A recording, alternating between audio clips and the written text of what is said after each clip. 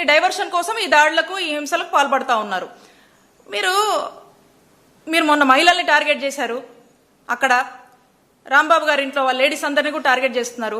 ఈరోజు మనకు స్పష్టంగా అర్థమవుతుంది. చంద్రబాబు నాయుడు గారు మళ్ళీ మాట్లాడతారు ఏమనంటే, ఎక్కడా కూడా మహిళలను అగౌరవించినా, మహిళల మీద అసభ్య పోస్టులు పెట్టినా, మహిళలకు సంబంధించి ఏ ఇబ్బంది వచ్చినా నేను సహించను, తక్షణమే కేసులు పెడతాం, అది ఇదని చెప్పి ఉపన్యాసాలు ఇస్తూ ఉంటారు కదా.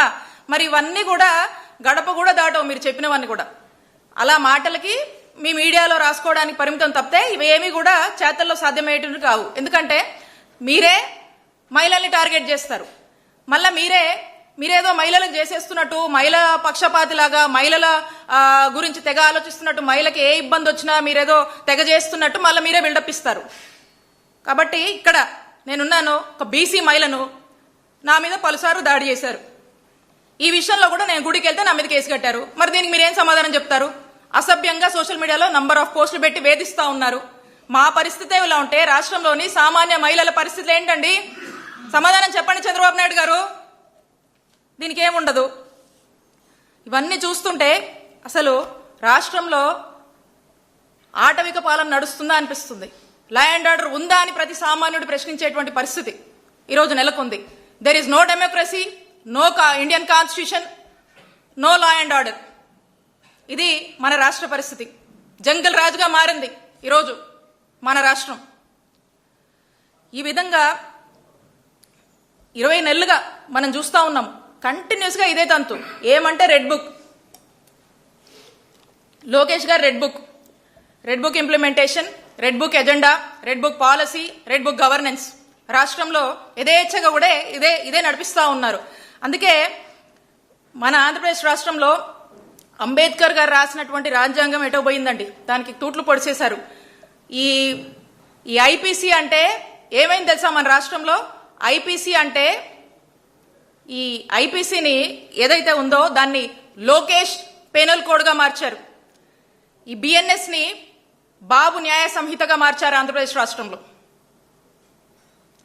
మరి ఈ విధంగా రెడ్ బుక్ తో గందరగోళం చేసి రాష్ట్ర ప్రజల్ని భయభ్రాంతులకు గురి చేస్తున్నటువంటి పరిస్థితులు మనం చూస్తూ ఉన్నాము. వాస్తవంగా ప్రతిపక్షం అంటే ఏంటండి? ప్రజల పక్షం. మీ చేతగానితనాన్ని, మీ తప్పుల్ని, మీ లోపాలని ప్రతిపక్షంగా మాట్లాడే హక్కు ప్రతిపక్ష నాయకులకు ఉంది. మేము ప్రశ్నిస్తాం, మేము ప్రజల పక్షాన పోరాడతాం. ఏ వర్గానికి అన్యాయం జరిగినా వైఎస్ఆర్ కాంగ్రెస్ పార్టీ వాళ్ళకు మద్దతుగా నిలబడుతుంది. మీరు చేస్తున్న తప్పులు తప్పని అంటుంది.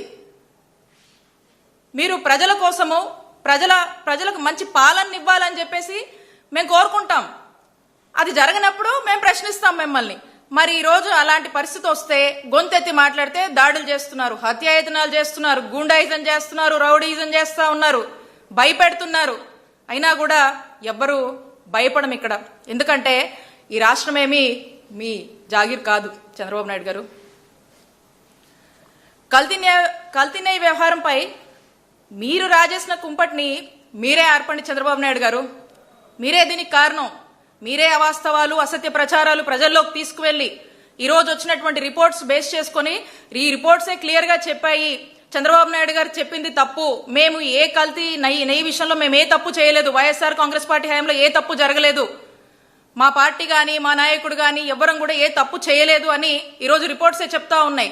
దీన్ని మేము ప్రజల్లోకి తీసుకువెళ్తూ వాస్తవాలను ప్రజల్లోకి చెప్పే ప్రయత్నం చేస్తుంటే ఈ విధంగా మీరు ఏదో రకరకాల ఆ మాంసం ఈ మాంసం అని చెప్పి కలిసిందని, కొవ్వు కలిసిందని చెప్పేసి ఏ విధంగా మీరు ప్రజల్లోకి తీసుకువెళ్లి అవాస్తవాల్ని ఇంకా ఇది నిజమే అని చెప్పి ఈ రోజు కూడా నేను ఎక్కడో చూశాను, ఇందాక ఎవరో మాట్లాడుతూ ఉన్నారు, ఆయన ఎవరో మీ దృష్టికి కూడా వచ్చి ఉంటది.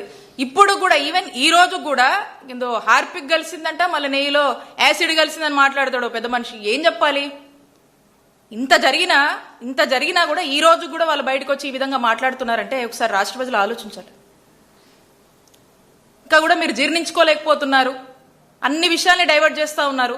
ఇది కూడా డైవర్షన్ లో భాగంగానే ఈ దాడులు చేసి ఈ కాన్సెప్ట్ ని ప్రజలు ఎక్కడ వైఎస్ఆర్ కాంగ్రెస్ పార్టీ వాళ్ళు చెప్తున్నది నమ్ముతారో అని భయంతో నెయ్యి కల్తీ జరగలేదు అనేటువంటి నిజాన్ని వైఎస్ఆర్ కాంగ్రెస్ పార్టీ వాళ్ళు ప్రజల్లోకి తీసుకువెళ్తున్నారు. ప్రజలు నమ్ముతున్నారు. మేము డిఫేమ్ అయిపోతున్నాం, కూటమి ప్రభుత్వం డిఫేమ్ అయిపోతుంది అనేటువంటి భయంతోనే మరి ఇలాంటి పెద్ద ఎత్తున ఇలాంటి దాడులకు మీరు తెగబడుతున్నారని చెప్పి తెలియజేసుకుంటా ఉన్నాం. ఇప్పటికైనా మేము కోరుతుంది ఒకటే, ఈ తిరుమల శ్రీవారి విషయంలో ఏదైతే మీరు మీ స్వార్థ